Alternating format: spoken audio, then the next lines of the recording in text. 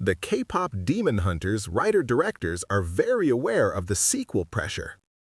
Maggie, Kang, and Chris Appelhans know that demand for a new movie is sky high, but they aren't going to rush into anything.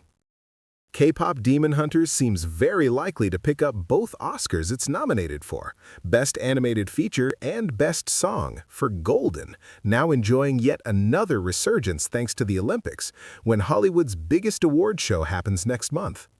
But even if it doesn't, its accomplishments are already staggering. It's Netflix's most watched movie ever, with a hit soundtrack that broke its own share of records. Now that the long-awaited merch for the film is finally starting to trickle out, the biggest question is still the most obvious one. What's going to happen in the sequel? In a new video interview with Deadline, the movie's directing team, Maggie, Kang, and Chris Appelhans, chuckled when asked what's happening with their follow-up, as well as a more direct, if knowingly facetious, question regarding what the sequel will be about. It's already been made clear that K-pop Demon Hunters 2 won't be a rush job. Late last year, it was estimated to be aiming for a 2029 release. But even with plenty of time ahead to work on it, Kang and Appelhans told the trade they're still feeling plenty of pressure, especially from themselves. "We have been joking that we feel like we're still working on the first movie," Appelhans said, thanks to its continuous success and now its big award season push. Now that the long-awaited merch for the film is finally starting to trickle out, they admit they need some couch time, just like the tour-drained Hunters members do in their movie. But regarding the sequel, the collaborators admit they have been thinking about it. You have to think about so many things beyond what's in the first movie to make that movie, Kang pointed out. You have to think about all the backstories, and you have to really create that entire world in order to tell that one part of that world.